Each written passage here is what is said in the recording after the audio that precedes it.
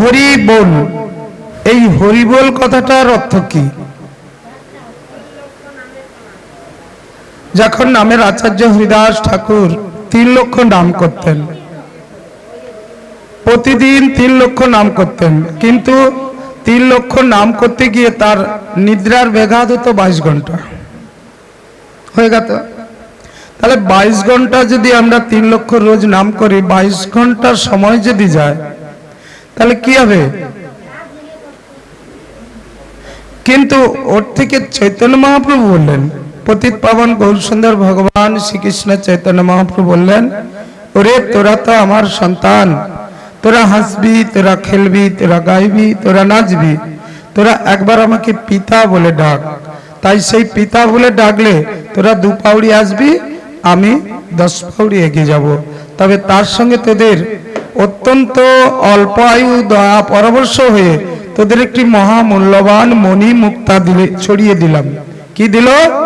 যে একবার যদি তোরা হরি বল বলিস, তোদেরকে 1 লক্ষ কৃষ্ণ নামের সমান হবে। তাহলে 3 বার হরি বল বললে 3 লক্ষ।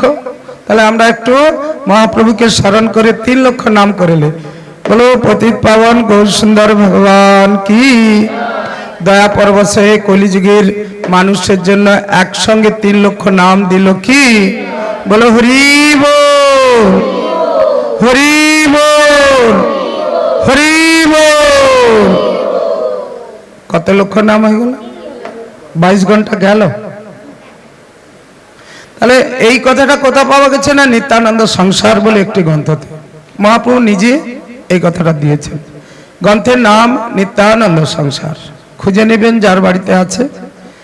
1 কৃষ্ণ নাম যত পাপ হরে, পাপীর সদ্য তত পাপ করে। কিন্তু 1 কৃষ্ণ নাম করতে গেলে যে সময় যাবে, 1 লক্ষ কৃষ্ণ নামে অনেক সময় যাবে। তাতে মহাপ্রভু 1 হরি বলে 1 লক্ষ কৃষ্ণ নাম কলিযুগের মানুষের জন্য উপহার দিলেন। কিন্তু আমরা দেখবে কোন সাধুজনকে যদি প্রণাম করো, সে সঙ্গে সঙ্গে প্রণাম নিতে চাইবে না, তবু প্রণাম করতে গেলে হরি বল, হরি বল, হরি বল 3 লক্ষ হয়েছে। কি গো বাবা, বলে না? হরে কৃষ্ণ আর বলেনি। ওই মুহূর্তে ক্ষীরের থেকে ক্ষীর আরো বেশি কিছু দিতে হবে না, তোমার ভান্ডার খালি করে দিবে। তো এই ভান্ডারে যা আছে খালি করে দিবে। এর জন্য বলে না, প্রণাম করতে গেলে বলে থাক থাক। আরে থাক বললে তোমার সে কি প্রণাম করতে ছাড়বে? তুমি কৃষ্ণ নাম করো, তোমার প্রণাম আমি নিতে পারলাম না, তোমার প্রণাম আমার গোবিন্দর চরণে পাঠিয়ে দিলাম, বা সেই তো সমস্যা মিটে গেল। তোমার রইলো, তারও হলো। কিন্তু থাক থাক বলে কিছু নেই। তাহলে আজকে আমরা সেই 16 নাম 32 করের আরেকটি ক্ষীর বের করছি, যেটাকে আমার পরম দয়াল গুরুদেবের গুরু বলেছিলেন, মুরারি কোনোদিন অসুবিধা হলে তুমি নাম করতে পারছো না, সময় পাচ্ছ না, ও বীজ মন্ত্র দিয়ে তাড়াতাড়ি করে নিও। যেমন ওং নমো ভগবতে বাসুদেবায়, এইটুকু 1 সেকেন্ড গেল না, অথচ 18,000 শ্লোক জপ হয়ে গেল। বলেছিলাম কয়েকবার বারে বারে ওং নমো ভগবতে বাসুদেবায়। তাহলে ভাগবতে আসার সময় যদি সমুদ্রের সেই আমাদের উঠানে নাবার সময় যদি ওং নমো ভগবতে বাসুদেবায় বলে প্রণাম জানিয়ে জপ করতে করতে আসা না, তাহলে 18,000 শ্লোক তার জপ হয়ে যাচ্ছে, ভগবত কৃপা হয়ে যাচ্ছে। পাউড়িতে পাউড়িতে 10,000 অশ্বমেধের যজ্ঞের ফল দিবে বলছে। প্রত্যেকে ভাগবতে আসার সময় মনে আছে তো যে গুরুদেব বলেছিল ওং নমো ভগবতে বাসুদেবায় করব কি? তাহলে এটুকু করলে কি লাভ হবে? 18,000 শ্লোক ভাগবত জপ হয়ে গেল। দ্বাদশী তিথি, অগ্নিহোত্র ঋষি, তুলসী দেবী, প্রয়াগ তীর্থ, কুরুক্ষেত্র, সমগ্র সূর্যদেব, এভাবে 12 জনকে স্মরণ করা হয়ে গেল, 18,000 শ্লোক জপ হয়ে গেল। অল্প সময়ের মধ্যে কলিযুগের মানুষের জন্য এমন কিছু শাস্ত্রে লুকানো আছে, যদি কেউ বিশ্বাস করে। অবিশ্বাস করলে আমার কিচ্ছু করার নেই, আমি শাস্ত্র থেকে তুলে ধরছি। তাই এখানে বলা হয়েছে যে আমরা নাকি ভগবানকে দেখতে পাইনি। অনেকে বলে হ্যাঁ ভগবানকে কি দেখা যায়? আমি 4টি লাইন বলছি, এই 4টি লাইনের মধ্যে ভগবানকে কে দেখেছো দর্শন করো। অনাদি অনন্ত হরি বিশ্বের পালক, অনাদি অনন্ত হরি বিশ্বের পালক, সূর্যরূপী ঘোর অন্ধকারের যে নাশক। হরি সূর্য রক্ষা কর্তা জগত সংসারে, মুক্তি দান করে হরি ভব পারাবারে। গীতাতে ভগবান শ্রীকৃষ্ণচন্দ্রকে বলেছিলেন, অর্জুনকে বলেছিলেন, কৃষ্ণ আমি সূর্য হয়ে নদী নালা খাল বিল থেকে জল তুলে 8 মাস 4 মাস বিতরণ করি। তাহলে এখানে এই শ্লোকটার মধ্যে কি হয়ে গেল? কৃষ্ণ সূর্য মায়া অন্ধকার, কৃষ্ণ সূর্য মায়া হয় অন্ধকার, আর যথা যথা কৃষ্ণ তাহা নাহি মায়ার অধিকার। তাহলে এখানে কৃষ্ণ সূর্য শাস্ত্রে বলল, তাহলে আমরা ভগবানকে দেখিনি, কেউ দেখিনি। তার জন্য আমাদের জানতে হবে, শাস্ত্রের কাছে আসতে হবে, আর শাস্ত্রের কাছে এলে আমরা অনেক কিছু লাভ করতে পারবো। তাই এখানে বলা হয়েছে হরে কৃষ্ণ, হরে কৃষ্ণ রাম। কটা অক্ষর বলতো? মাত্র 6টা। 6টা অক্ষরকে বর্ণনা করছি, খুব ভালো করে মন দিয়ে শোনো। হরে কৃষ্ণ রাম। হকারে হিঙ্গুল বর্ণ সর্ববর্ণ বয়সত, জ্ঞানে অজ্ঞানং কৃতং পাপহং দহতি খনাত। হকার, হটা উচ্চারণ করছো মাত্র, এখন রে বলা হয়নি, সঙ্গে সঙ্গে পাপ দহতি খনাত। বর্ণ কি না? হকারে হিঙ্গুল বর্ণ হয় সর্বশ্রেষ্ঠ, জ্ঞানে বা অজ্ঞানে যত পাপ করে নষ্ট। হটা উচ্চারণ হচ্ছে, এরপরে কি আসবে? রে। রে কারে রক্ত বর্ণসাপ, গোপালে নিরূপিত গুরবাঙ্গনা কৃতং পাপং, রে কারে দহতি খনাত। কি এলো বলো তো? হরে, বাংলায় বলছি, রে কারে রক্ত বর্ণ হয় সর্বশ্রেষ্ঠ, গোপাল নির্ণয়, গুরবাঙ্গনা উপগত পাপ হয় যে ক্ষয়। গুরুদেবের কাছে অপরাধ যেটা আছে তাতে হরে 2টা অক্ষরে পাপ ক্ষয়, এখনো আর দেওয়া হয়নি। এরপরে হরে ক্রি, ক্রি ক্রি কার কজ্জল বর্ণ সংহারে দুপ অপপাতকম, গতি শক্তি রতি প্রেম, ক্রিকারে কজ্জায়তে খনাত। ক্রিকার কজ্জল বর্ণ, কাজল। তাহলে এর আগের বারে কি কি বর্ণ ছিল? 3টা নামে, 3 অক্ষরে, হিঙ্গুল বর্ণ, রক্তবর্ণ, কজ্জল বর্ণ। তাহলে কিকারে কজ্জল বর্ণ সংহারে উপপাতকম, গতি শক্তি রতি প্রেম, কিকারে কজ্জায়তে খনাত। তাহলে কিকার হলো কাজল বর্ণ, কালো। কালো, কালোটা হলো কি করম না? আমাদের অত্যাধি জ্ঞানে অজ্ঞানে যে পাপ কর্মগুলো তুলে হয়, ওগুলো কালো বর্ণ হয়ে যায়, মানে ওগুলো আলো কখনো পাপে পরিপূর্ণ হতে পারে না। আলো হলো পুণ্যের জায়গা, কালো এই জায়গাটায় এই যে কাজ্জল বর্ণ হয়ে গেল, তাহলে পাপ পুড়ে ছাই হলো। ভগবানের নাম করতে লাল রক্তবর্ণ দিল, হিঙ্গুল বর্ণ, তারপরে ছাই, পাপ ছাই হয়ে গেল। ক্রিকার, তারপরে কি? স্নকার। স্নকার লোহিত বর্ণ নরক উদ্ধারে নরম, তত্ত্ব জন্মার্জিত পাপং, স্নকারে দহতে খনাত। স্নকারে লোহিত বর্ণ, নরক হইতে মানবের উদ্ধার করে পাপ জন্ম জন্মার্জিতে। স্নকার কি কি এলো? হরে কৃষ্ণ। এরপরে কি আসবে? রা। রা করে গৌর বর্ণশ্চ বর শক্তি, ভ্রুবে ধ্রুবা রবি সোম, সোম বর্ণ স্তম রাসিং দহতি খনাত। রা করে বর্ণ হয় চন্দ্র সূর্য জ্যোতি, অজ্ঞানে তমনাশক বর শক্তি ধৃতি। কি এলো? রা। এরপরে কি? ম কারো জ্যোতিষ রূপ নিজস্ব সদাসিত, মিথ্যা বাক্য কৃতং পাপং, মকারে দহতি খনাত। মকার স্বরূপ জ্যোতি কলঙ্ক রহিত, নিত্য স্থায়ী হয় মিথ্যা পাপ বিনাশিত। এরপরে কিরূপ হবে? এরপর কি আছে? হরে কৃষ্ণ রাম। হয়ে গেল তো, 6টা অক্ষর হয়ে গেল। 6টা অক্ষরে আলাদা আলাদা জ্যোতি শক্তি, দেখলে তো? এই রূপ প্রত্যেক বর্ণে আছে শক্তি চয়, এই বর্ণগুলি যদি সম্মিলিত হয়, এই বর্ণগুলো যবে সম্মিলিত হয় কি হবে? একসঙ্গে। ওকে ধরো অসীম শক্তি বস্ত্র নাম তার, 16 নাম 32 অক্ষর জগতে প্রচার। অসীম শক্তি, ধরো অসীম শক্তি, তার কোনো সীমা নেই। নামের শক্তি কত? পৃথিবীকে ওজন করলেও নামের শক্তি পৃথিবীর সঙ্গে তুলনা হবে না, এত বড় নামের শক্তি। তাই ভগবান শ্রীকৃষ্ণচন্দ্রকে ওজন করতে চাইছিল, আর ভগবান শ্রীকৃষ্ণচন্দ্র ও পৃথিবীর থেকে ওজন বড়, তবু তাকে ওজন করবে। কিন্তু অহংকার সনাতনে আছে আমার বাবার, ওই পুটকা কৃষ্ণ কত জমা হবে, কিন্তু ওজন করতে পারলো না।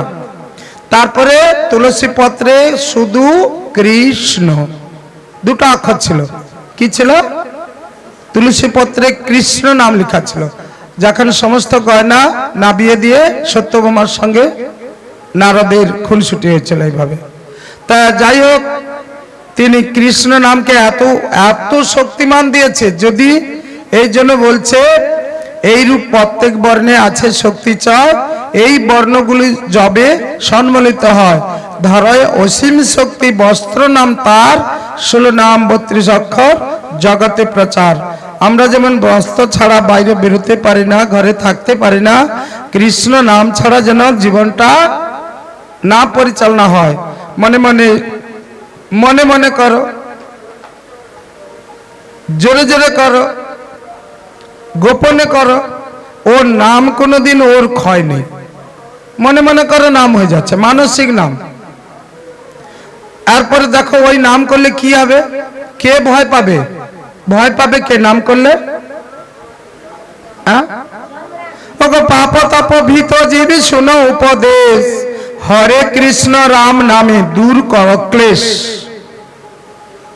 পাপ তাপ ভীত জীবী শুনো উপদেশ, পাপ আর তাপ ও থাকবে না, ত্রাহি ত্রাহি করে পালাবে। পাপ তাপ, পাপ তাপ ভীত জীব শুনো উপদেশ, হরে কৃষ্ণ রাম নামে দূর কর ক্লেশ। শীঘ্র নিতাই গৌর সীতানাথ প্রেমানন্দে।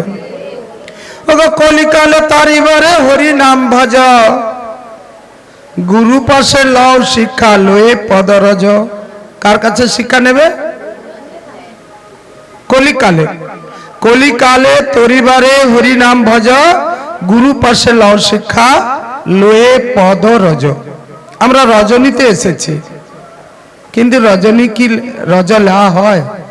আমরা রজনীতে এসেছি। রজনীতে বলতে আয় গোবিন্দ, কত যে কথা এর মধ্যে লুকিয়ে থাকে। রজ, পদরজ, গুরু পাশে লও শিক্ষা লয়ে পদরজ। কি? তাই ভক্তিতে ভজনে পূর্ণ হবে প্রেম শক্তি, আর ভক্তি বলে অবশ্যই হইবে মুক্তি। ভক্তি ছাড়া মুক্তি কখনো মিলবে না, বিনা প্রেম সে নাই মিলে নন্দলালা। তাই শ্রীচরণ দাসে কয়, ইহা মিথ্যা নয়, ভক্তি যথা মুক্তি তথা শাস্ত্রে হেন কয়। আত্মারূপে ভগবান থাকে সর্বদেহে, এই কথা ধ্রুব সত্য চারি বেদে কহে। চারি বেদে কয়, একজন নয়। আত্মারূপে ভগবান থাকে সর্বদেহে, এই কথা ধ্রুব সত্য চারি বেদে কহে। কলিকালে নাম রূপে কৃষ্ণ অবতার, নাম হইতে হয় সর্ব জগত নিস্তার। দেখিতে দেখিতে বৃক্ষ হইল ফলিত, আর পাকিলে অনেক ফল সবেই বিস্মিত। দেখিতে দেখিতে ফল হইল ফলিত, বৃক্ষ থেকে ফল। এই এই শ্লোকটার মানে কি? চৈতন্য চরিতামৃতে আদিতে 22 নম্বর শ্লোকে দেওয়া হলো। এই নাম করতে করতে ভক্তরা রাস্তায় যাচ্ছিলেন, কিন্তু খিদায় কাতর। আর এমন খিদায় কাতর যার জন্য এক ভক্ত এসে একটি আম মহাপ্রভুকে দান করেন, আর মহাপ্রভু সেই আমটার সেবা করলেন। কিন্তু ভক্তদের অন্তরে জানা ছিল যে একটা আম এতজন, আর ওই ভক্তটা একটা আম দিল, আমরা যদি একটু আম পেতাম। কি মহাপ্রভু চিন্তা করলো, আমি জানি এই 200-250 ভক্তকে নিয়ে আমি পরিক্রমায় বেরিয়েছি, আর একটা আম দিল ভক্ত, তাহলে একজন সেবা করলে জগতের পেট ভরে যাবে। এমন দৃশ্য কোথাও আছে? আছে? কোন জন সেবা করলে কাজটা ভালো হয়ে যাবে? গোবিন্দকে সেবা দিতে। দ্রৌপদীর বেলা দেখিয়ে দিচ্ছে, একটা শাক পাতা ঢেকুর তুলে 10,000 লোক মুনি ঋষি। কি তাহলে মহাপ্রভু সেই জ্ঞানে আমটিকে বেশ সুন্দর করে চেটেপুটে সেবা করলেন।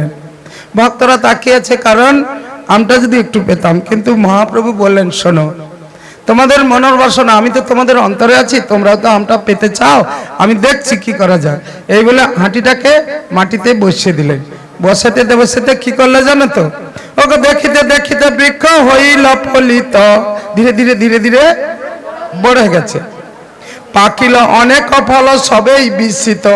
এই তো হাঁটিটা লাগালো, দেখতে দেখতে গাছটা ধীরে ধীরে ধীরে ধীরে বড় হয়ে গিয়ে আম্র ফল ফলে গেল।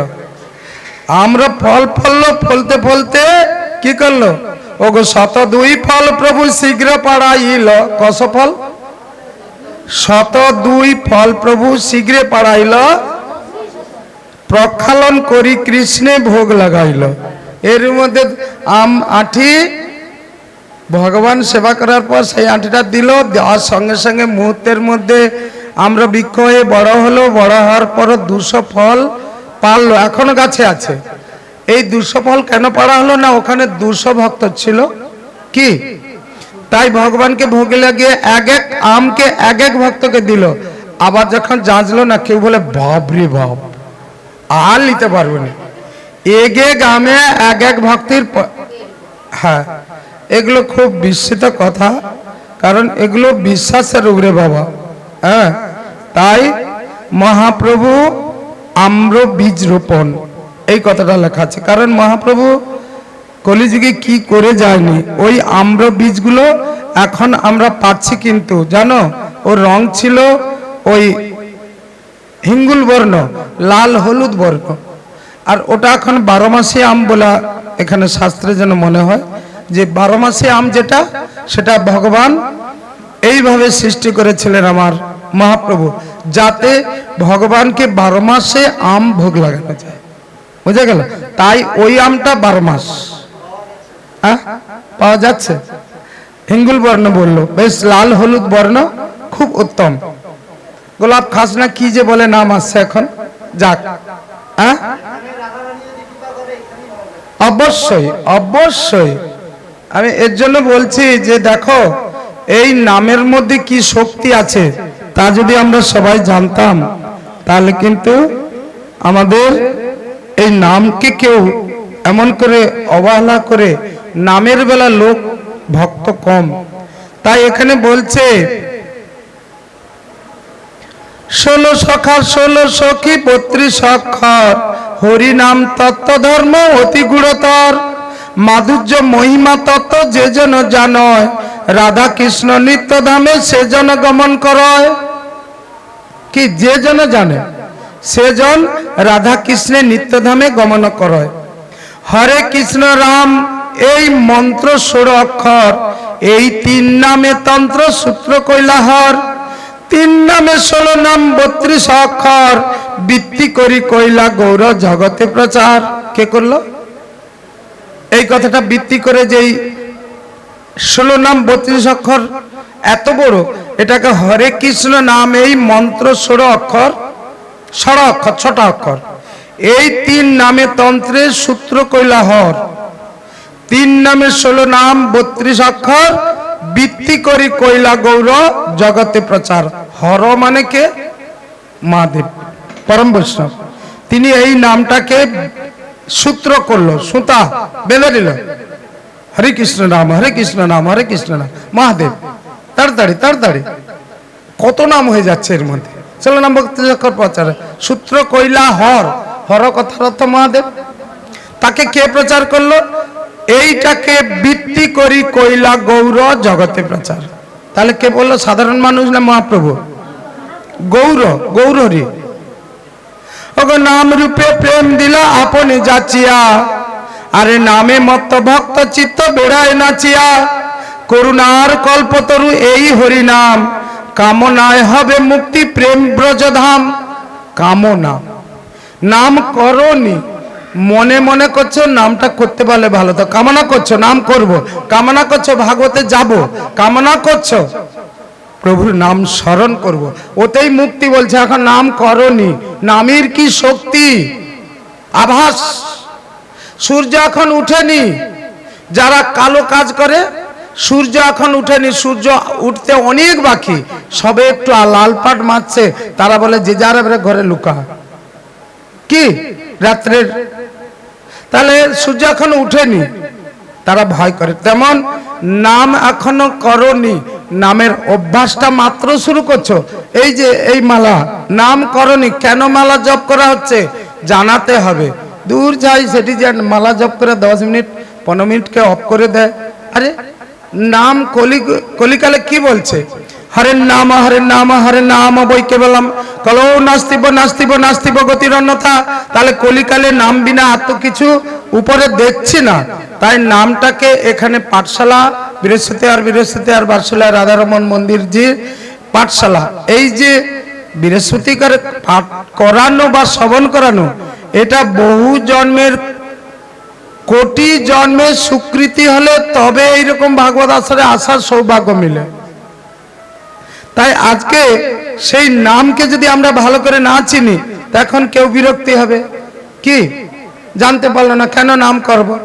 তাই সেই নামকে নিয়ে আমরা একটু কি করলো, করুণার কল্পতরু এই হরি নাম, আর কামনায় হবে মুক্তি প্রেম ব্রজ ধাম, প্রেম ব্রজ ধাম। সংক্ষেপে কহিনু এই হরি নাম তত্ত্ব, জীবের দুর্লভ এই প্রেমের মহত্ব। জীবের দুর্লভ, এগুলো সহজে সব জায়গায় পাবে না, না না সহজ জিনিস। এখানে এই জায়গাটা বলছে আর একটু গুরুতর তত্ত্ব দিচ্ছে, 4ই কৃষ্ণ তত্ত্ব, 4ই রাম তত্ত্ব, আর 8 হরে তত্ত্ব। প্রথম কি ভাষাটা আসবে? হরে। তাহলে প্রথম হরে কে? আমরা কাকে ভজনা করছি? এই প্রথম হরে কে? প্রথম হরে চন্দ্রাবলী, দ্বিতীয় হরে প্রেমময়ী শ্রী রাধারানী, তৃতীয় হরে সুবাসিনী, চতুর্থ হরে সিংহাসন, পঞ্চম হরে তোমরা বলবে সুদর্শন। আচ্ছা সুদর্শন কে? দাসের কাকা সুদর্শন সামন্ত, সুদর্শন দাস, এটা নয় তো? ভগবান শ্রীকৃষ্ণের হাতে সুদর্শন, শঙ্খ চক্র গদা পদ্ম চতুর বিষ্ণুর হাতে সুদর্শন। তুমি যখন ভগবানের নাম করছো, এই যে আজকে বজ্রটা পড়লো না, চড়াক চড়াক চড়াক চড়াক, ওটা নাই দেবরাজ ইন্দ্রাজ কি ফাটাচ্ছে।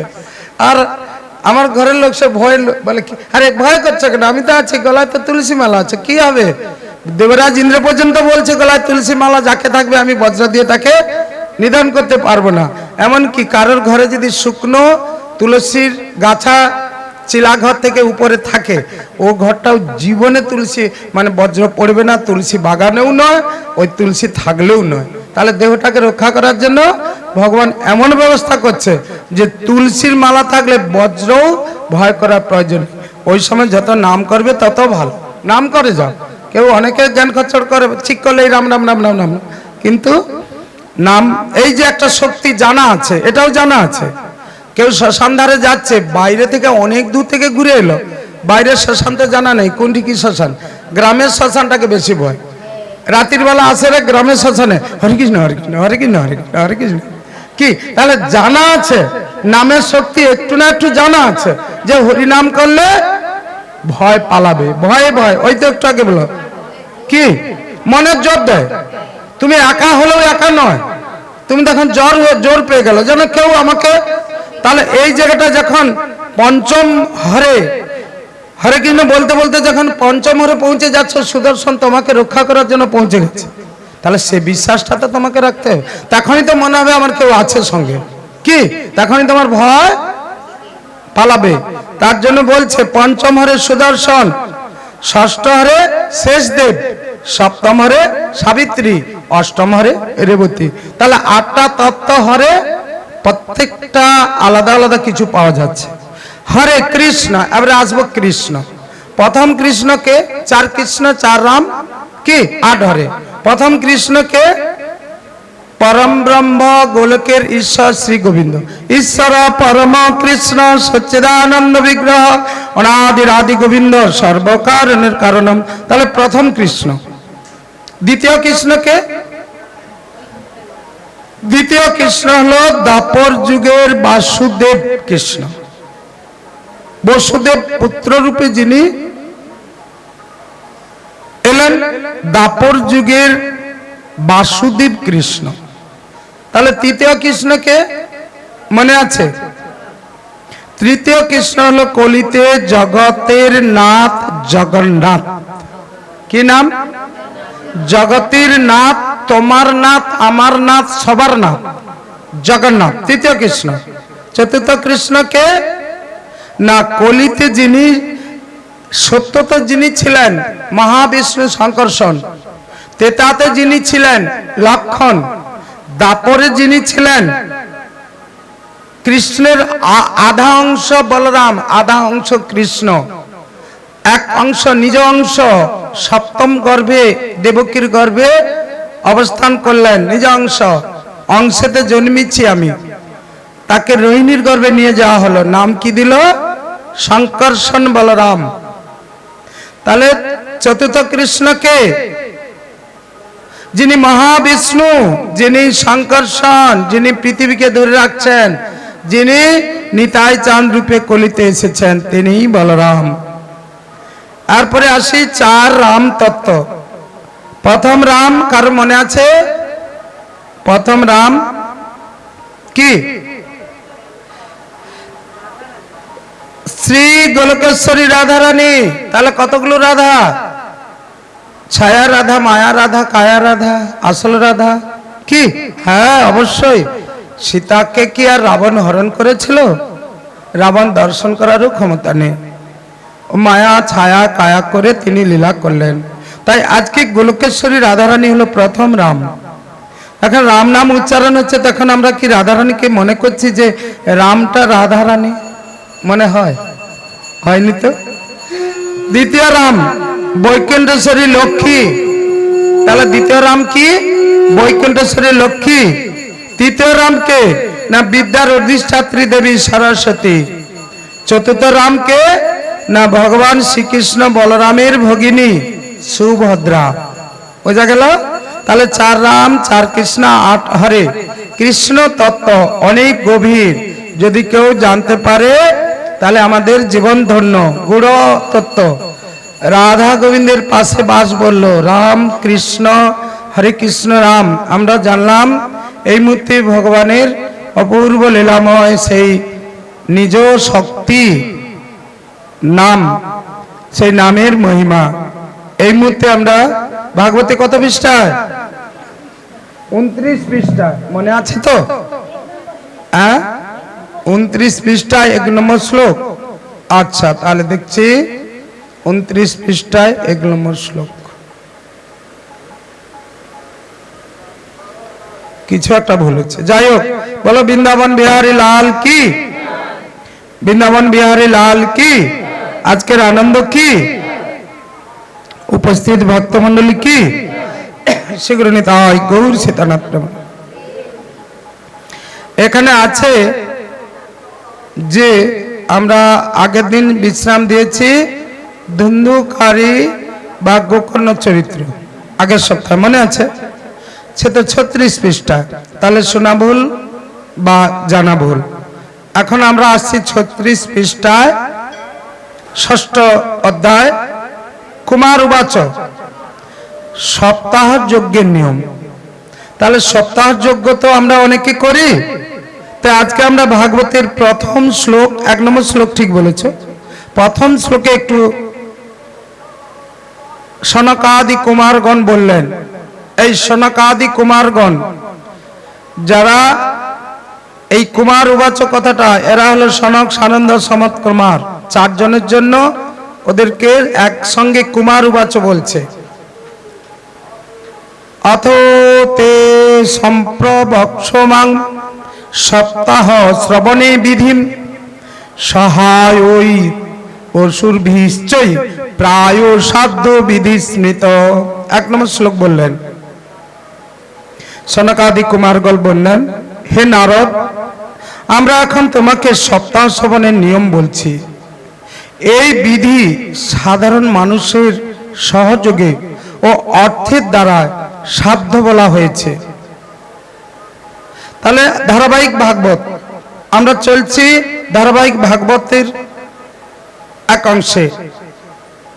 তাই সপ্তাহ বিধি অনুযায়ী কিভাবে মানুষ ভাগবত শ্রবণ করবে, আর কি তার নিয়ম, কি তার বিধি, তাই বলছে সর্বপ্রথমে পণ্ডিত দৈবজ্ঞদের সঙ্গে পরামর্শ করে দিনক্ষণ দেখা দরকার।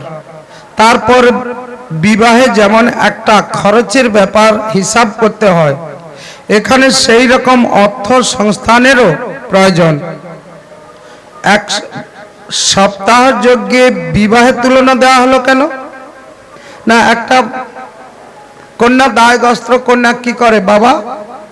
কন্যা দায়গ্রস্ত পিতা কন্যাকে কিভাবে বিবাহ দেব, এই অর্থ কোথা থেকে আসবে, কি করবে, একটা পরামর্শ তো অবশ্যই।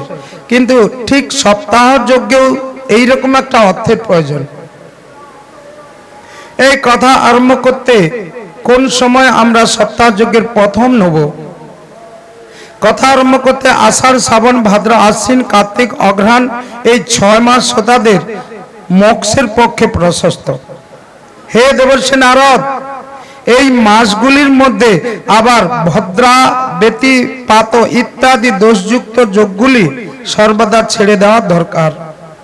তারপরে অন্যান্য লোকেরা যারা এই ব্যাপারে উৎসাহী তাদের ডেকে বিভিন্ন কাজের দায়িত্ব দেওয়া প্রয়োজন।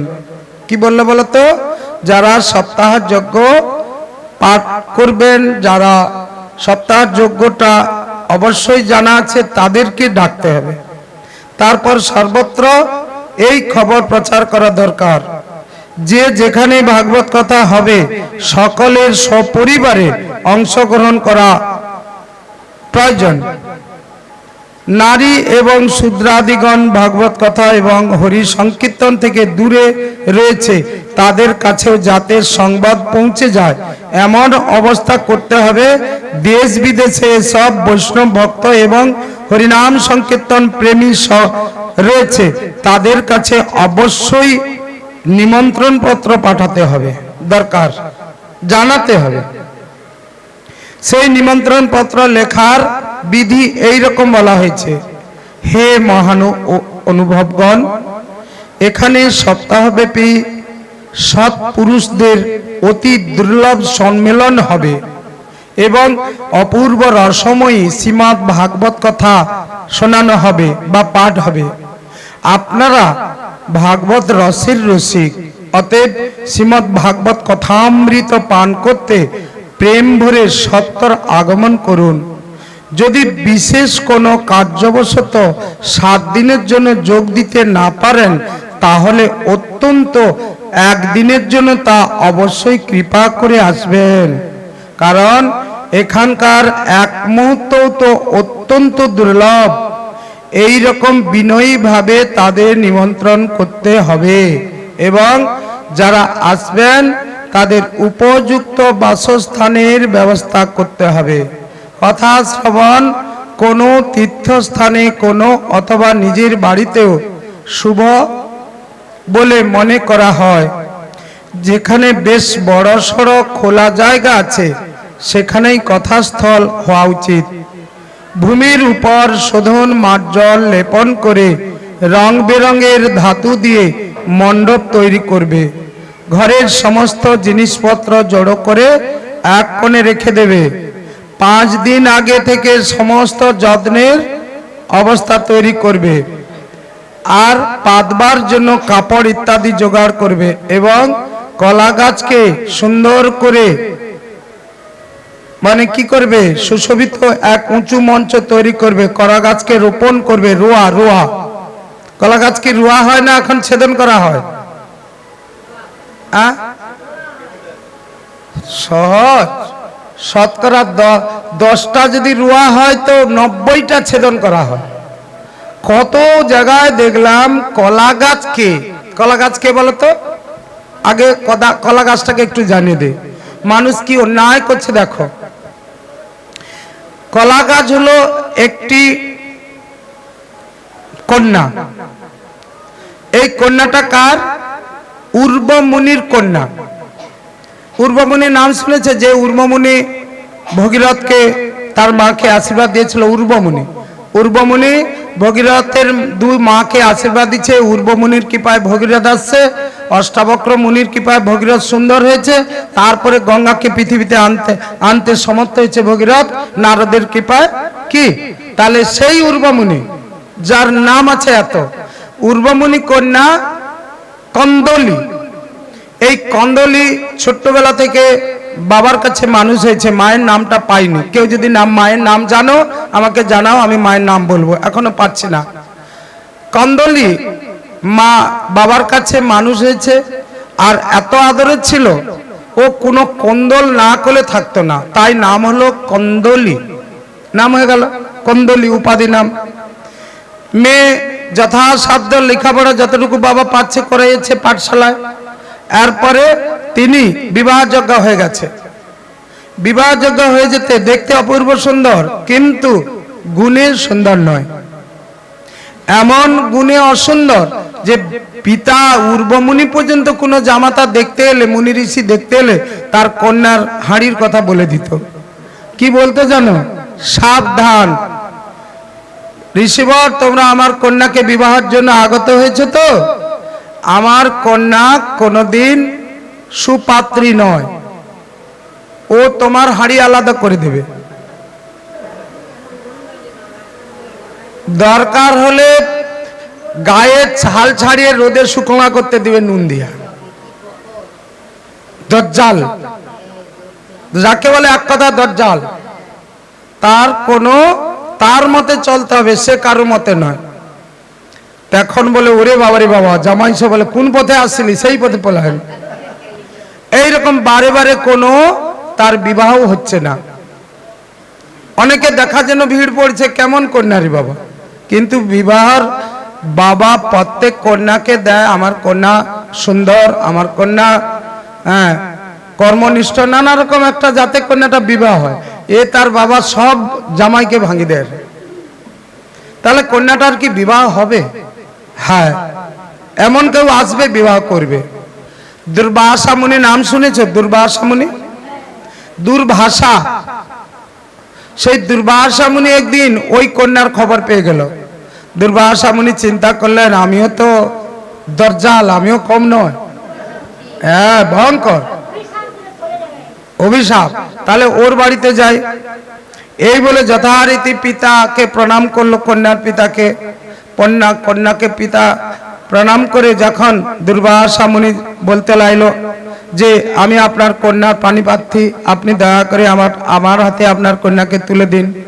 তখন বলছে, শোনো দুর্বাসা ঋষি, আমি আমার কন্যাকে দিতে পারি, কিন্তু ওই কন্যা এত দজ্জাল, তুমি সুখে থাকবে না। একটা কথায় তুমি বুঝে নাও, তুমি জ্ঞানী। তখনই উনি উত্তর দিলেন যে আপনার কন্যার খবর আগে আমি জেনেছি, তা ধন্য পিতা এমন কন্যার সত্যি কথা বলার জন্য। তাই এই সত্যি কথা বলার জন্য আমি আপনার কন্যাকে বিবাহ করব, তবে একটা সত্য, 100টা অপরাধ মার্জনা করব। 101 হলে আমি কিন্তু ভস্ম করে দেব, 100টা অপরাধ। পিতা তখন মাথা কামড়ি কামড়ি ভাবলো যে এই রকম কোনো নবাগতা জামাই বলেনি। তাহলে এই দুর্বাসা জামাতা যে কথা বললো, আমার কন্যা 100টা অপরাধ করতে করতে অনেক দিন হয়ে যাবে, আর দুজনে মন বসে যাবে, আর কোনো চিন্তা নেই। রাজি হয়ে গেল উর্বমুনি। যথারীতি বিবাহ হয়ে গেল। আর বিবাহ হয়ে যাবার পর যথারীতি পিতা তার জামাতার কুটিরে পৌঁছে দিলেন। পিতা দেখে এলো জামাতার কুটির কেমন, তিনিও ভজন করেন ঋষি, ইনিও ঋষি, উর্বশা ঋষি। সবই ঠিক আছে, 100টা অপরাধ ক্ষমা করবে। দেখতে দেখতে উর্বমুনি কখনো তার ধ্যানের মধ্যে মগ্ন হয়ে গেলেন, যে ধ্যানে কত দিন কত বছর পার হয়ে গেছে কারোর জানা নেই। ও ধ্যানে বসে গেলে ওনারা জগতের কল্যাণের জন্য ওনারা ধ্যান করছেন আজও পর্যন্ত। তাই তো আজকের সূর্য উঠছে, চন্দ্র উঠছে, জোয়ার ভাটা উঠছে। হ্যাঁ, কুলাং পবিত্র জননী কিতার্থা বসুন্ধরা সবসতীশ্চ দুর্না স্বর্গস্থিত পিতর পিতর্না যশার শত বৈষ্ণব নামধ। এই শ্লোকটার মধ্যে প্রযোজ্য, একজন কৃষ্ণ ভক্ত যদি জগতে কৃষ্ণ নাম করে জগৎ পবিত্র হয়ে যায়, বসুন্ধরা ধন্য হয়ে যায়। তাই মুনি ঋষিরা এই জগতের কল্যাণের জন্য এইভাবে করছে। তারপর যখন ধ্যান ভঙ্গ হলো, তার কন্যাকে মনে পড়লো, কন্যাকে দর্শন করার জন্য যথারীতি উর্বশা মুনির কুটিরে গেল। দেখলো কুটিরও নেই, দুর্বাসা নেই। তিনি চিৎকার করে উঠলেন, কন্দলি কন্দলি কন্দলি, তুমি কোথায়? কন্যাকে দেখার জন্য মন উথালা হয়ে গেল। সত্যি কি 100টা অপরাধ করে ফেলেছে? মনে সন্দেহ লাগলো, তাহলে কি আর কন্যাকে দেখতে পাবো না? এই বলে যখন কন্যাকে এভাবে কন্দন করছে, কোন ঋষি বলছে, কি ব্যাপার আপনি এমন গড়াগড়ি ধুলা যাচ্ছেন, ছুটাছুটি করছেন, নাম করছেন কন্দলি কন্দলি, কি ব্যাপার বলতো না? আমার এখানে দুর্বাসা ছিল, আমার জামাতা, আমার কন্যার নাম কন্দলি, এই কুটিটা এখানে তো নেই, ওরা কোথায়? বুঝি 100 অপরাধ করে ফেলেছে। তখনই সবই খুলে বলল যে হ্যাঁ, ওনারা তো অনেক দিন আগে এখানে ছিল, কিন্তু ও অপরাধ পূর্ণ হয়ে যাবার জন্য। তাহলে দুর্বাসা মুনির এই মুহূর্তে কন্দলি পৃথিবীতে নাই। চিৎকার করে উঠলেন উর্বমুনি, আমি কি আর কন্যাকে দেখতে পাবো না? গড়াগড়ি গেল। সঙ্গে সঙ্গে সেই ঋষিবর, ঠিক আছে বাবা, আমি তোমার আশীর্বাদ করছি, কদলী বৃক্ষরূপে তোমার কন্যা পৃথিবীতে স্থান পাবে। তুমি ওই কদলী বৃক্ষটাকে যখনই দেখবে তোমার কন্যা রূপে, তুমি তোমার মনের যন্ত্রণা দূর করবে। আমি তো বিধিলিপির উপরে আমার তো কিছু করার নেই, তাই আমি আজ থেকে তোমার এই কন্যাকে কদলী বৃক্ষরূপে আশীর্বাদ করলাম। ধীরে ধীরে বাড়তে লাগলো, যেমন কন্যা বলে না, মেয়ে কলা গাছের বাড় বলে। এইবার বললো এর উপকার কি হবে না, একবারে জন্ম থেকে মৃত্যু পর্যন্ত এর কাজে লাগবে। ফল, পাতা, বৃক্ষ, গোটা নিজের দেহ, এমন নাকি না? হ্যাঁ, তাহলে তো ভালো, তাহলে আমার কন্যা রূপে বিরাজ করুক। তাই তিনি আজকে সেই কন্যা কদলী বৃক্ষ হয়ে, তার পাতাও লাগছে, ফল লাগছে, সবকিছু লাগছে। কি তাকে পূর্ণটা উপড়িয়ে রুইতে বলা হয়েছে, শাস্ত্রে বলছে রোয়া, কদলী বৃক্ষ। তাই কলা গাছকে সুন্দর করে রোয়া। আজকে আমরা কাজের সময়ের অভাব চোর বা না জেনে চট করে যাব, একটা কদলী বৃক্ষকে উবড়াতে যে 10 মিনিট সময় লাগবে, তার চেয়ে মানে 2 মিনিটে 4টা গাছকে কেটে লেখা চলে যাবে। তার যন্ত্রণা, আর সে তার ঘরের মাঙ্গলিক কাজ কি করে করবে? যে গাছটা কাটলো, ও যে মাঙ্গলিক কাজে লাগলো, ওর তো যন্ত্রণা হচ্ছে না, হয়নি। হ্যাঁ, একটা কেটে মাঙ্গলিক, এর জন্য বলছে তুমি আনন্দ করছো, তুমি আরেক লোককে, এই শুভ বিবাহ, দুটো কন্যা, একটা পাত্র, একটা কন্যার শুভ বিবাহ, সেই শুভ বিবাহটাকে শুভ বড় বড় খাতা লিখে দিচ্ছে, আর কত প্রাণী প্রাণ চলে গেল। তাহলে এই শুভ বিবাহটা কি শুভ দাঁড়ালো? তাহলে এই কলা গাছ সেই রকম আজও পর্যন্ত যারা এখনো এই তথ্যটা না জেনে এইরকম ব্যবহার করছে, এই কাজগুলো করো না। কারণ একটা মাঙ্গলিক কাজ করতে কম খরচ লাগে না, গৃহকর্তার কম খরচ লাগে না, কিন্তু তার মধ্যে যদি কলি ঢুকে যায়, যে কাজগুলো খারাপ, ওগুলো তো মঙ্গল নয়, তাহলে কি হবে? তাই এখানে রোয়ার কথা বলা আছে। চারিদিকে কলা গাছ, উঁচু মঞ্চ তৈরি করতে হবে, তার চারিদিকে ফল, পুষ্প এবং চাঁদুয়া দিয়ে সুসজ্জিত করতে হবে। চারিদিকে ধ্বজা মানে পতাকা, নানা সামগ্রী দিয়ে সাজাতে হবে। ভাগবত আসর, সাপ্তাহিক ভাগবত যজ্ঞ, সেই মঞ্চের খানিকটা উঁচু জায়গা করে 7টি বিশাল লোকের কল্পনা করে সেখানে নিরাসক্ত ব্রাহ্মণদের ডেকে বসাবে। নিরাসক্ত ব্রাহ্মণ কথার অর্থ কি? কোনো কিছুতেই আসক্ত নেই, লোভ নেই, এইরকম খোঁজ করতে হবে। কর্মের আগে লোভ প্রকাশ নেই, নিরাসক্ত ব্রাহ্মণ। তারপর কি করতে হবে? সামনের দিকে তাদের জন্য যথাযথ আসন তৈরি করতে রাখবে, তার পেছনে বক্তা পাঠক ও পাঠকের জন্য এক দিব্য সিংহাসনের ব্যবস্থা করবে। তাহলে কি করা হয়? ভাগবত পাঠকের জন্য কি করা হয়? একটা সিংহাসন ব্যবস্থা করবে। তাহলে আমরা না জেনে সমতলে ব্যবস্থা করে দিই নাকি? তাহলে সমতল হবে না, একটু উঁচু আসন না, সিংহাসন বলছে উঁচু আসন, এই যেমন এখানে আছে একটু উঁচু আসন। তারপর কি করবে? পাঠকের মুখ যদি উত্তর দিকে হয় তবে শ্রোতাদের মুখ পূর্বমুখী হবে, আর পাঠকের মুখ যদি পূর্ব দিকে মুখ হয় করে বসেন তবে শ্রোতাদের মুখ হবে উত্তরমুখী। বসা প্রয়োজন, অথবা পাঠক এবং শ্রোতা সকলেই পূর্ব দিকে মুখ করে বসা প্রয়োজন। তাহলে দেশ কাল আদি বিষয় অভিজ্ঞ পণ্ডিতগণ শ্রোতাদের জন্য এইরকম নিয়ম বলছেন। বেদ শাস্ত্রে সরল ব্যাখ্যা করতে যিনি সমর্থ, নানা রকম উদাহরণ দিতে পারেন এবং অত্যন্ত নিষ্প্রিয় এই রকম নিরাসক্ত বিষ্ণু ভক্ত ব্রাহ্মণকে পাঠকর্তা দরকার। সব তাহা শ্রীমদ্ ভাগবতের প্রবচন, সেই সব লোককে ভার দেওয়া উচিত নয় যারা পণ্ডিত হওয়ার সত্ত্বেও নানা রকম ধর্মের মতবাদ বিভ্রান্ত, কামুক এবং পাষণ্ড প্রচারক। পাঠকের সঙ্গে তাকে সাহায্য করার জন্য তারই মতো আরো কয়েকজন বিদ্বান পণ্ডিত থাকবেন। সেই সময় পণ্ডিত যেন সব রকম সংশয় নিরসন করতে সমর্থ হন। শ্রোতাদের বোঝানোর জন্য ব্যাপারে পারদর্শী হতে হবে। পাঠ শুরু করার একদিন আগে ব্রত গ্রহণ করার জন্য বক্তা ক্ষৌরকর্ম শেষ করে রাখবেন এবং সূর্যোদয় কালে শৌচাদি সমাপন করে উত্তম রূপে স্নান করবে। পরে সন্ধ্যা বন্দনা আদি নিত্য কর্ম সংক্ষেপে সমাপন করে পাঠে বিঘ্ন নাশ নিরোধের উদ্দেশ্যে গণেশের পূজা করবেন।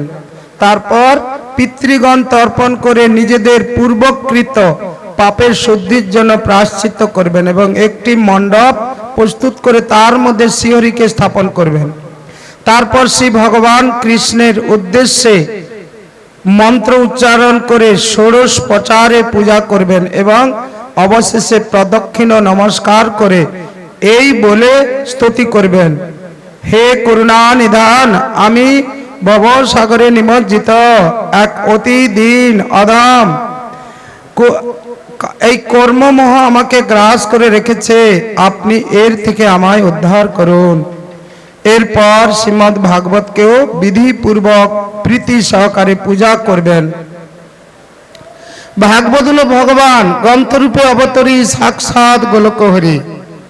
তাহলে ভাগবত ভগবান কিনা? ভাগবত ভগবানকে পূজা করবেন। তারপর পুস্তকের সামনে নারকেল রেখে নমস্কার করে আনন্দের সাথে স্তুতি করবেন। শ্রীমদ্ ভাগবতের রূপে আপনি সাক্ষাৎ শ্রীকৃষ্ণ এখানে বিরাজমান। শ্রীকৃষ্ণ গোবিন্দ হরে মুরারে, হে নাথ নারায়ণ বাসুদেবা। শ্রীকৃষ্ণ গোবিন্দ হরে মুরারে, হে নাথ নারায়ণ বাসুদেবা। নারায়ণ পরা বেদ, নারায়ণ পরা খরা, নারায়ণ পরা মুক্তি, নারায়ণ পরা গতি। শ্রীকৃষ্ণ গোবিন্দ হরে মুরারে, হে নাথ নারায়ণ বাসুদেবা। হে নাথ, হে গোবিন্দ, হে বাসুদেব, হে ভবসমুদ্র পারের কর্তা, আপনার শ্রীচরণের শতকোটি প্রণাম। আপনার আমি শরণ গ্রহণ করলাম, আমার এই নমস্কার আপনি নির্বিঘ্নে পূরণ করুন। হে কেশব, আমি আপনার দাস, আমি আজ থেকে আপনার হলাম। আপনি আমার এই সপ্তাহ যজ্ঞের যা কিছু ভুল ত্রুটি সব ক্ষমা করুন। আমি জানি না। এই রূপে দিনভাবে প্রার্থনা করে তার মূল পাঠককে পূজা করবে, তাকে সুন্দর বস্ত্রভূষণে দিতে শোভিত করবে। আর পূজা করে এইভাবে স্তুতি করবে, হে সুখদেব রূপ ভগবান, আপনি প্রবোধজ্ঞ এবং সর্বশাস্ত্র বিশারদ, কৃপা করে এই ভাগবত কথা প্রকাশ করে আমার অজ্ঞান দূর করুন। কি বলো বল, এখানে কি বললো বলো তো? গুরুদেবকে কি বললেন যিনি পাঠ করবেন? হে সুখদেব রূপ ভগবান। দেখলে তো কি বলতে চাইছে, কোন জায়গায় এই জায়গাটা, এ কি সাধারণ জায়গা? তাই এইসব কথাগুলোকে জানতে পারলে এরপরে আর মনুষ্য জন্ম লাভ করে যখন ভাগবত আসরে কেউ বুঝতে পারবে, তাকে ভাগবত গ্রন্থ কি বলল? হে সুখদেব রূপ ভগবান, আপনি প্রবোধজ্ঞ এবং সর্বশাস্ত্র বিশারদ, কৃপা করে এই ভাগবত কথা প্রকাশ করে আমার অজ্ঞান দূর করুন। এই রূপে নিজেদের মঙ্গলার্থে তার সামনে নিয়ম ধারণ করে এবং 7 দিন ধরে এই নিয়ম যথাশক্তি পালন করতে হবে। আজকে আমরা ভাগবত কথা শুনতে আসি, কোথাও গল্প বলতে গেলাম, কোথায় অজ্ঞান করে না শোনার ভান করলাম, কত রাত হবে কি জানি। এখানে যিনি ভাগবত করছেন বা যারা ভাগবত শুনছেন তাদের নিজস্ব কতটা দায়িত্ব, কার জন্য এই ভাগবত হচ্ছে? বলছে নিজেদের মঙ্গলার্থে। কার মঙ্গলার্থে? শ্রবণ করার জন্য। এত দূর দৌড়ে আসবো কেন? নিজেদের মঙ্গলার্থে সামনে নিয়ম ধারণ করবে এবং 7 দিন ধরে এই নিয়ম যথাশক্তি পালন করবে। কথা ভঙ্গ নিবৃত্তির জন্য 5 জন ব্রাহ্মণকে বরণ করবে। 12 অক্ষর মন্ত্র ও যুক্ত ওম নমো ভগবতে বাসুদেবায় দ্বারা জপ করবে। কি বলা হলো? আবার এখানে দেখছে তো ওম নমো ভগবতে, প্রথম শুরুতে জপ। তাহলে এই ওম নমো ভগবতে বাসুদেবায়টা ভাগবতের প্রথম মঙ্গলাচরণে প্রথম শুরু। অনেকে দেখলাম বিশেষজ্ঞ ভাগবত পাঠক ওম নমো ভগবতে বাসুদেবেরটা মঙ্গলাচরণের লাস্টের দিকে উচ্চারণ করলো, কিন্তু এখানে তো দেওয়া আছে 5টের দিকে। তাহলে ফার্স্টে করতে হবে, কিন্তু তাহলে এই গ্রন্থটা না পাঠ করলে লাস্টে করবে যিনি পাঠ করছেন, এই কথাটা বলছে। তাই সবাইকে এই সব গ্রন্থ পাঠ করার পর তৈরি হতে হবে কোন জায়গায় কিটা দিতে হবে কি। তাই গতকাল গেল নৃসিংহ ভগবানের চতুর্দশী, তাহলে নৃসিংহ অবতারের কথাটা গতকাল সারা দিন প্রত্যেক জায়গায় যেখানে যা পাঠ হচ্ছে শুধু নৃসিংহ অবতারের কথা কি। তাহলে গতকাল তার আগে থেকে নৃসিংহ অবতারের কথা। যদি নৃসিংহ চতুর্দশীটা পাঠ করতে করতে না যদি ওটা অন্য কিছু পাঠ হয়, কিন্তু আজকে যে নৃসিংহ চতুর্দশী 5 জন জানলো কোথায়? কি সবাই তো আর চতুর্দশী ব্রত করে না। তাহলে মানুষকে জানাতে হলে তোমাকে সেই জায়গায় যেতে হবে যেটা দরকার যেদিন। তাই এখানে বলছে ওম নমো ভগবতে বাসুদেব দ্বারা ভগবানের নাম জপ করবেন। পরে ব্রাহ্মণ অন্যান্য বিষ্ণু ভক্ত এবং কীর্তনীয়দের প্রণাম এবং পূজা করে তাদের আজ্ঞা নিয়ে নিজের আসন গ্রহণ করবে। দেখা গেল? তাহলে যে ব্যক্তি ধন সম্পত্তি, এই আসনে প্রণাম বললো, যে আসনে বসার আগে প্রণাম, প্রণাম না করে আসনে বসলে অপরাধ। এখানে আসনে প্রণাম করছে। যে ব্যক্তি ধন সম্পত্তি গৃহ কলত্রাদি চিন্তা পরিত্যাগ করে শুদ্ধ চিত্তে শুধুমাত্র পাঠেই মন নিরত থাকেন, এই পাঠ শ্রবণে তার উত্তম ফল লাভ হয়। সুধী বক্তার সূর্যোদয় থেকে আরম্ভ করে 3.5 প্রহর পর্যন্ত মধ্যম স্বরে উত্তম রূপে ভাগবত কথা পাঠ করবেন। সূর্যোদয় বুঝা গেল কত সময়? এই 7 দিনের ভাগবতের কত কঠিন।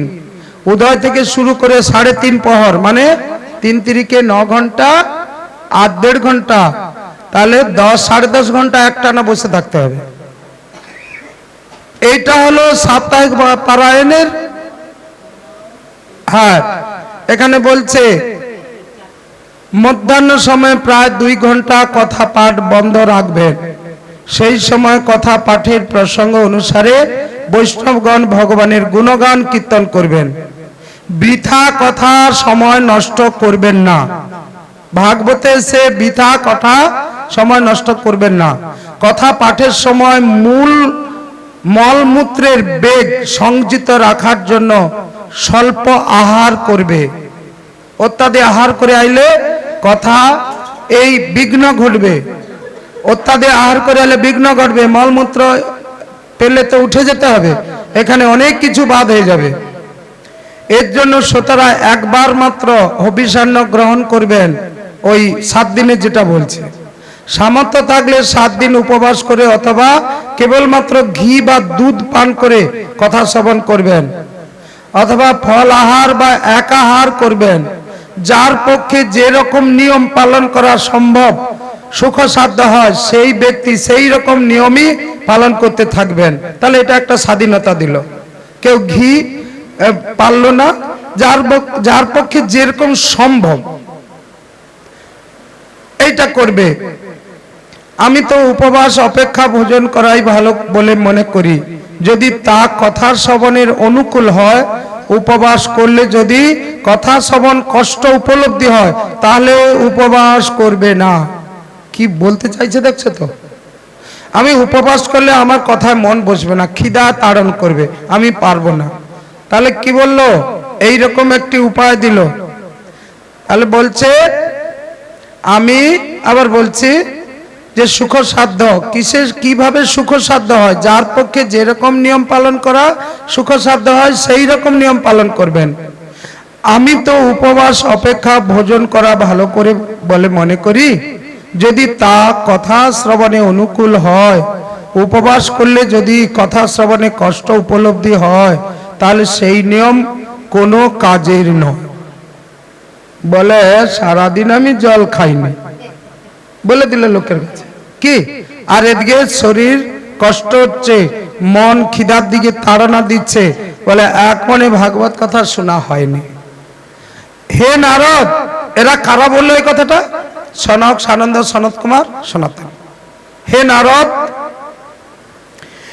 নিয়ম পালন করে যারা সপ্তাহব্যাপী কথা শ্রবণ করে তাদের সেই নিয়ম শ্রবণ করুন।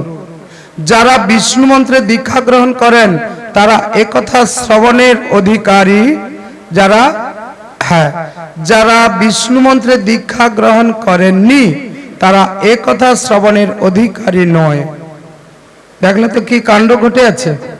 হ্যাঁ, সারাদিন ভাগবত শুনতে এলো, গলগল গল্প পার, ঘুম পাচ্ছে, টাইম। বিষ্ণু মন্ত্র দীক্ষা নেই তো, দীক্ষা না হলে তো কান পরিষ্কার নয়।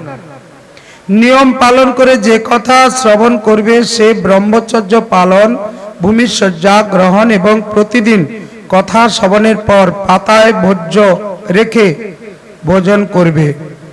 ডাল, মধু, তেল, গরিষ্ঠ অন্ন, ভাব, দূষিত পদার্থ এবং বাসি অন্ন কথা শ্রবণকারী নিত্য ত্যায্য। কাম, ক্রোধ, মদ, অভিমান, মাৎসর্য, লোভ, দম্ভ, মোহ দেশ থেকে সর্বদা দূরে থাকবে। এখানে ভাগবত শুনতে আসছো, রাগে কারোর সঙ্গে লাগিয়ে দিবে এরকম নয়। বেদ, বৈষ্ণব, ব্রাহ্মণ, গুরু, গো মাতা, সেবক এবং স্ত্রী, রাজা এবং মহাপুরুষদের নিন্দা থেকে দূরে থাকবে। যদি কেউ নিন্দা করছো তো তার খারাপ জিনিস তোমার ঘরে প্রবেশ করবে। গোকর্ণ এ কথাটা কিন্তু দারুণ বলছিল গোকর্ণ। হ্যাঁ, পিতা, মাতা, ভাই, বোন প্রত্যেকের জন্য অনুরোধ করলেন ভাগবত মাহাতে গোকর্ণ। কি করলো?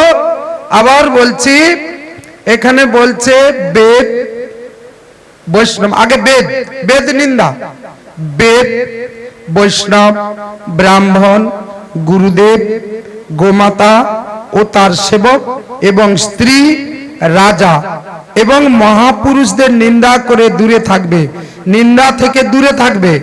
আর যদি নিন্দা করো, যে ব্যক্তি যে অপরাধী তার নিন্দা করলে সেই কুকর্মটা এ শরীরে প্রবেশ করবে, তোমার ভালোটা উড়ে যাবে। অতএব সাবধান, সাবধান, সাধু সাবধান।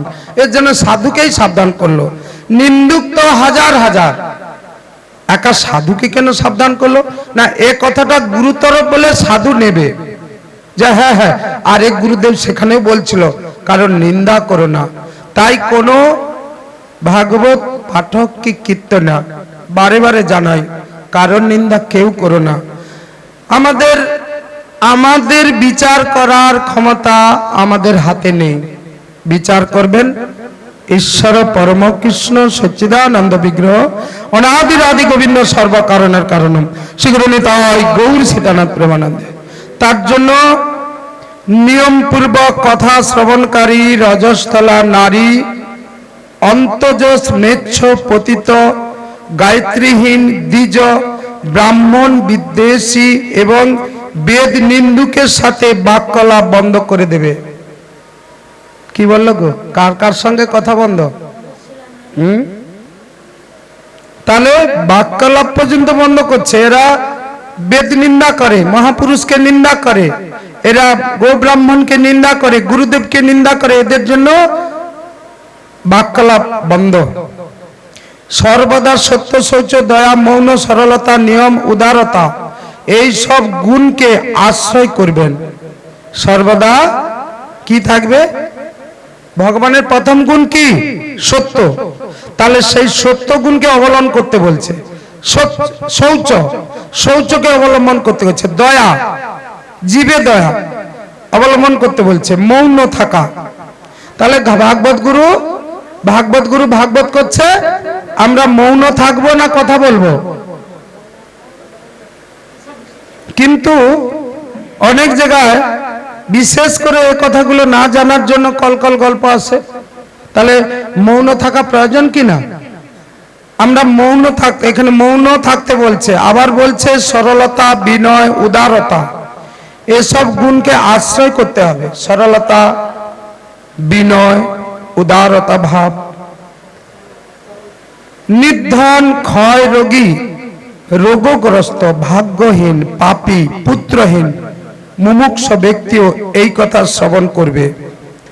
ঋতুবন্ধন নারী, একটি সন্তানের পর সন্তান সম্ভাবনা নষ্ট, বন্ধা, যার সন্তান হয়ে বাঁচে না অথবা যার গর্ভপাত হয়ে যায়, তারা অত্যন্ত শ্রদ্ধা সহকারে এই কথা শ্রবণ করলে তারা আবার সন্তান লাভ করবে। সেগুলো নিতাই গৌর সীতানাথ। এরা সকলে যদি এই বিধিমতো কথা পাঠ শ্রবণ করে তবে অক্ষয় ফল লাভ হবে। আর এই অত্যুত্তম দিব্য কথা কোটি যজ্ঞের ফল দান করে। কোটি যজ্ঞ, 1 কোটি যজ্ঞ করতে যে ফল হয়, এই কথা, দিব্য কথা সেই ফল দান করে। এভাবে এই ব্রত পালন করে ব্রত উদযাপন করবে যার এর থেকে বিশেষ ফল লাভের বাসনা থাকে, সে জন্মাষ্টমী ব্রতের মতো এই কথা ব্রত উদযাপন করবে। কিন্তু যে ব্যক্তি ভগবানের অকিঞ্চন ভক্ত, তার পক্ষে এই ব্রত উদযাপনের কোনো প্রয়োজন নেই। কেন? সে শ্রবণ মাত্রই পবিত্র। যস্যা শ্রবণ মাত্রেণ হরি চিত্ত সমাশ্রয়েৎ। কি বললো? যস্যা শ্রবণ মাত্রেণ হরি চিত্ত সমাশ্রয়েৎ। যারা ভাগবত কথা শোনার জন্য লোভী, যারা ভাগবত জ্ঞানী, যারা ভাগবত কথাকে ভগবানের অমৃত বাণী মনে করে দৌড়ে দৌড়ে যায়, তাদের জন্য কি বললো আবার? কিন্তু যে ব্যক্তি ভগবানের অকিঞ্চন ভক্ত, তার কোনো আকাঙ্ক্ষা নেই, তার বাসনা নেই, তার কোনো গৃহাসক্তি নেই, তার পক্ষে এই ব্রত উদযাপনের কোনো প্রয়োজন নেই। কেন না? সে শ্রবণ মাত্র পবিত্র হয়ে যায়। কি গো, কি বলতে চাইছে গ্রন্থ? তাহলে যত যারা এ বিষয়ে অবগত নয় তাদের জন্য কত নিয়ম আছে, যারা অবগত হতে পেরেছে তাদের জন্য কোনো নিয়ম দিল না। যস্যা শ্রবণ মাত্রেণ হরি চিত্ত সমাশ্রয়েৎ বলছে, যখন ভগবানের কথা হয়, ভগবান কোথায় থাকেন? অথ বৈষ্ণব চিত্তে সুদৃষ্টা ভক্তি মা লৌকিকং নিজ লোকং পরিত্যাজ্য ভক্ত বৎসল ভগবান। কি বললো? এর জন্য শ্রবণ মৌনকারী, তাদের জন্য ভগবান বললেন যে যারা শ্রবণে মৌনতা পালন করতে পারবে তাদের কোনো চিন্তা নেই, তারা এক মনে শ্রবণ করছে, এর জন্য তাদের চিন্তা রাখলো না। এর জন্য তো যারা বিষ্ণু ভক্তে দীক্ষিত হলো তাদের জন্য এই যে জন্মাঔষধ হয়ে গেলে 15 দিন তুলসী মঞ্চে জল দিতে না বলা হয়।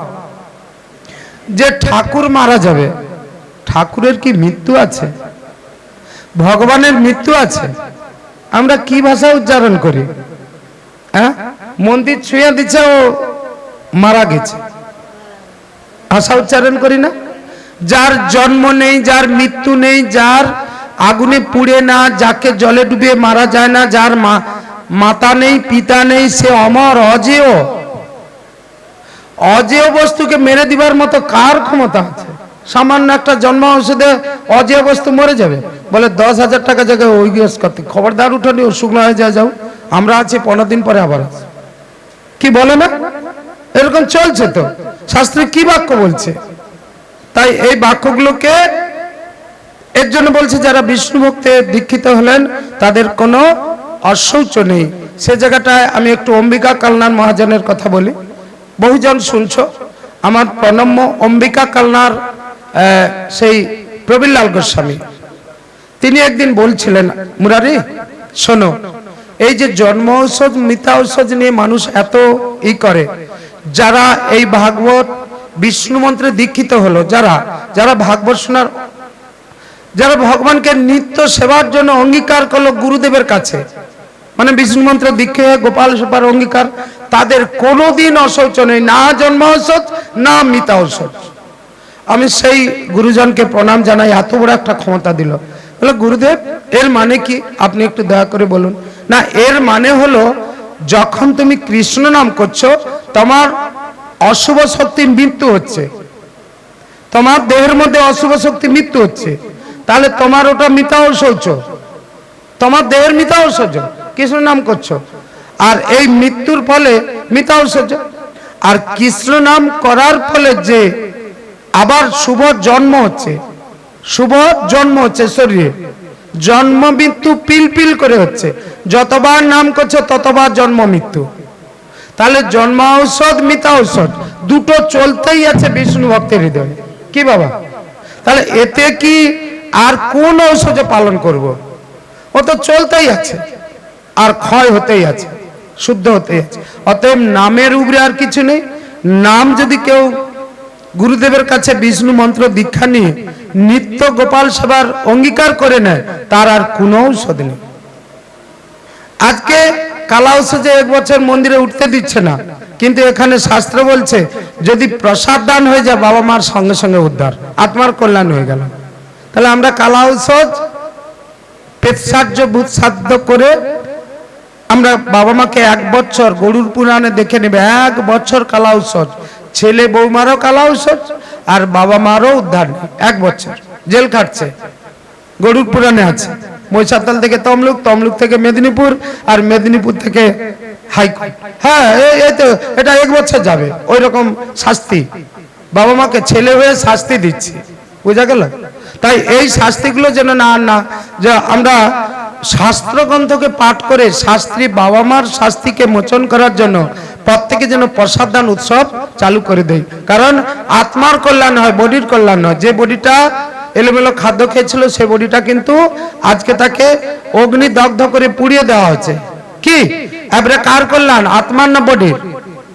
তাহলে আমরা সেই আত্মার কল্যাণ করতে গিয়ে বডির কল্যাণ চিন্তা করে পেট সাধ্য করে দিলাম, হবে না বাবা? তাই এখানে সেই রকম কিছু, আমি কারোর নাম বলবো না, আমার শাস্ত্রের কথা বলবো। যিনারা প্রসাদ দান না করতে পারলো, আপাতত চাইছি যে হাতে হাত মিলে ব্রাহ্মণ, কথার অর্থ ব্রহ্ম জানাতি ব্রাহ্মণ, বিষ্ণু জানাতি বৈষ্ণব। পুরোহিত এই পুরীর হিত করার জন্য মিশ্র ঘরে ছিল পিতা ব্রাহ্মণ, পুত্র বৈষ্ণব, ছিল কি না? তাহলে মিশ্র, জগন্নাথ মিশ্র। তাই এখানে বলছে আমাদের এই সাপ্তাহিক ধ্বনিতে কি বলা হলো, যে শ্রীমৎ এইভাবে সপ্তাহ শেষ। এখানে বলল যে যিনি এই ভাগবত মৌনরূপে শ্রবণ করবে, কারণ সে তো নিষ্কাম ভাগবত ভক্ত। এইভাবে সপ্তাহ যজ্ঞ শেষ হয়ে গেলে অত্যন্ত ভক্তি সহকারে শ্রোতাদের শ্রীমৎ ভাগবত গ্রন্থের ও পাঠকের পূজা করা প্রয়োজন। তারপর পাঠক শ্রোতাদের প্রসাদ ও তুলসী প্রসাদে মালা দেবে এবং সকলে মিলে খোল করতাল নিয়ে মনোহধ্বনিতে সুন্দর কীর্তন করবেন। বলো হরে কৃষ্ণ হরে কৃষ্ণ কৃষ্ণ কৃষ্ণ হরে হরে হরে রাম রাম রাম হরে হরে। উলুধ্বনি শঙ্খধ্বনি উলুধ্বনি শঙ্খধ্বনি সবাই মিলে।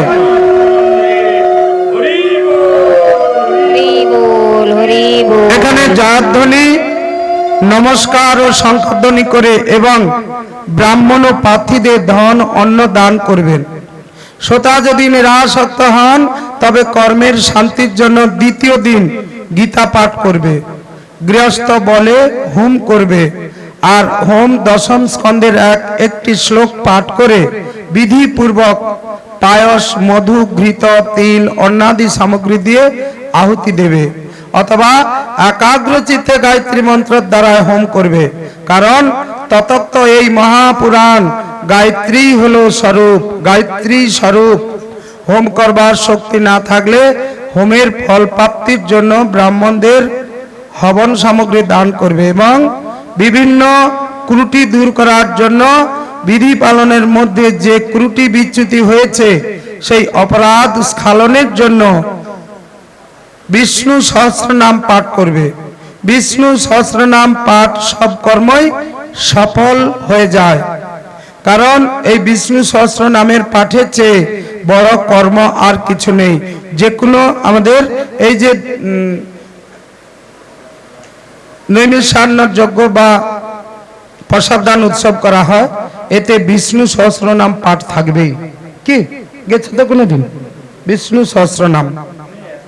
তারপর 12 জন ব্রাহ্মণকে পাঁচ মধু ইত্যাদি আলো ভালো ভালো খাদ্য ভোজন করাবে এবং ব্রত প্রতির জন্য গো দান সুবর্ণ দান করবে। সামর্থ্য থাকলে 3 ভরি সোনা দিয়ে সিংহাসন তৈরি করে তার উপরে সুন্দর অক্ষরে লেখা শ্রীমদ্ ভাগবত গ্রন্থ স্থাপন করে আবাহন আদি বিধি মন্ত্রে উপাচারে তার পূজা করবে এবং পরে জিতেন্দ্রীয় আচার্যকে বস্ত্র অলঙ্কার এবং গন্ধাদি দ্বারা পূজা করে তাকে এই স্বর্ণ সিংহাসন সমবেত শ্রীমদ্ ভাগবত দক্ষিণা দিয়ে সমাপন করবে। সেগুলো নিতাই গৌর সীতানাথ প্রেমানন্দে হরিবল। এর ফলে সেই বুদ্ধিমান দাতা জন্ম মৃত্যু বন্ধন থেকে মুক্ত হয়ে যায়।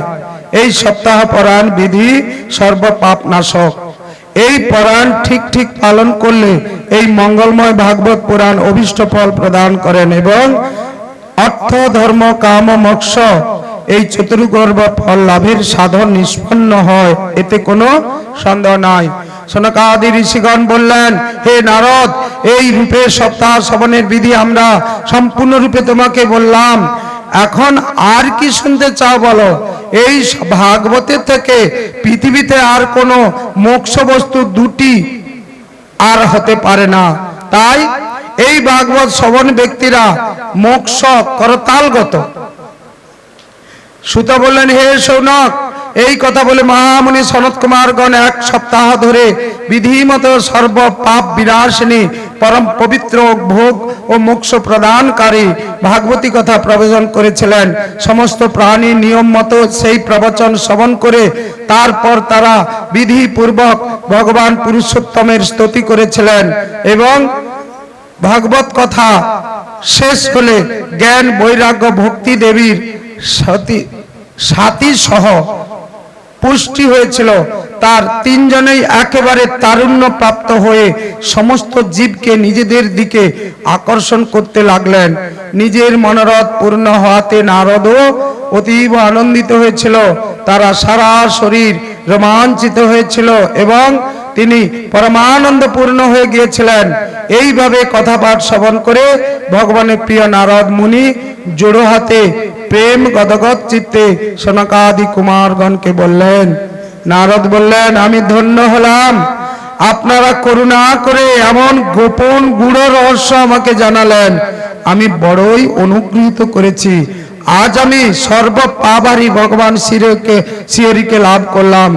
হে তপোধনগণ, আমি শ্রীমদ্ ভাগবত কথা শ্রবণী সব ধর্মের মধ্যে শ্রেষ্ঠ মনে করি, কারণ আমি জানি না, আমি বলেছিলাম শ্রীমদ্ ভাগবতের থেকে বেদ বড়। কে বলেছিল? কারণ এই শ্রবণে বৈকুণ্ঠবাসী শ্রীকৃষ্ণকে লাভ করা যায়। সুত বললেন, হে শৌনক, বৈষ্ণব শ্রেষ্ঠ নারদ এই কথা বলেছেন। এমন সময় ভ্রমণ করতে করতে যজ্ঞেশ্বর সুখদেব গোস্বামী সেখানে উপস্থিত হলেন। কথা সমাপ্ত হওয়া মাত্রে ব্যাস নন্দন সুখদেব ওখানে এলেন। 16 বৎসর বয়সের সুখদেব আত্মানন্দে পূর্ণ জ্ঞান রূপী মহাসাগরকে সংবর্ধন করার জন্য চন্দ্রের মতো সেখানে ছিলেন। তিনি নিম্ন স্বরে প্রেম ভরে শ্রীমদ্ ভাগবত পাঠ করেছিলেন। পরম তেজস্বী সুখদেব গোস্বামীকে নমস্কার। বলুন সুখদেব গোস্বামী মহারাজ কি, সুখদেব গোস্বামী মহারাজ কি, ব্যাসনন্দন সুখদেব গোস্বামী মহারাজ কি। এই কথা সভাস্থ সকলে তড়িৎ গতিতে উঠে দাঁড়ালো এবং তাকে একটি উচ্চাসনে বসালেন। তাহলে কি হলো? সুখদেব গোস্বামী আসা মাত্রে সবাই উঠে দাঁড়ালো। তারপর দেবশ্রী নারদ তাকে শ্রদ্ধাপূর্বক পূজা করলেন এবং তিনি সুখাসনে বসলেন। আপনারা আমার নির্মল প্রাণী শ্রবণ করুন। সুখদেব বললেন, হে রসিক ভক্ত ভাবুক সভাসদগণ, শ্রীমদ্ ভাগবত বেদরূপ কল্পবৃক্ষের পরিপক্ক, তাই আজকে সেই সুখদেব আগমন হলো। আমরা রইলাম 79 শ্লোক। সুখদেব আগমন হলো। সুখদেব কিছু বলবেন 41 পৃষ্ঠা 79 শ্লোক। তারপরে আমরা আসবো একাদশী মাহাত্ম্য। এই মুহূর্তে একটু গান দিয়ে দাও বাবা, শোনা অনেকক্ষণ গান হয়নি। আমরা এত সময় শ্রীমদ্ ভাগবত সাপ্তাহিক পরায়ণের বিধি পূর্বক নিয়মগুলো আস্বাদন করলাম। শ্রোতা ও বন্ধুরা, আপনারা যখন ভাগবতে যাবেন মৌন অবলম্বন করবেন, এইটুকু দয়া, মৌন অবলম্বন করে ভাগবত শ্রবণ করবেন। আর এই ভাগবত শ্রবণকারীরা অতি অল্প সময়ের মধ্যে তারা জ্ঞানের আলো লাভ করবে। কারণ ভাগবত যদি মৌনভাবে শ্রবণ করা যায়, জ্ঞান আর বৈরাগ্য ভক্তি হৃদয়ে সে প্রকট হয়। আর হৃদয়ে যখন জ্ঞান ভক্তি বৈরাগ্য প্রকট হয়, তখন প্রাণ গোবিন্দ এসে বৈরাগ্য ভক্তির সঙ্গে দেখা করার জন্য নৃত্য করেন। এমন একটা অবস্থা দাঁড়ায় যেটা নিজের ঘরের কথা আর কোনো চিন্তা কোনো কিছু রাখতে দেয় না, যখন ভগবান এসে বসে যায়। এই কথাটা যত সময় হয়েছিল, মনে কি একবারও কারো উদয় হয়েছে যে একটার পর একটা কি অমৃত বাড়াচ্ছে? আমরা এসে গল্প করি বা কখনো অন্যমনস্ক হয়ে যাই।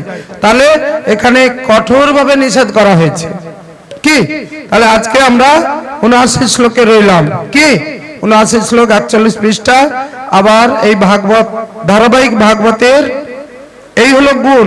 আমরা এক ধার থেকে কিছু অমৃত পাবো, এটুকু আশা। যে আমরা যে সাধারণ বাসরে এই পাঠ হয় না, হয় নাকি? এগুলো হয়। এতে ধারাবাহিক ভাগবত, আমাকে এক ধারণে যেতে হবে। অমূল্য সম্পদ দেওয়ার জন্য বসেছে সবাইকে। এই সাধারণ বাসরে এই পাঠ হয় না, জানাও যায় না। এই জন্য তো গল্প হয় বাসরে। এই গুরুতর কথা যদি শ্রোতারা জানতে পারে, অবশ্যই মৌনমত করবে নাকি?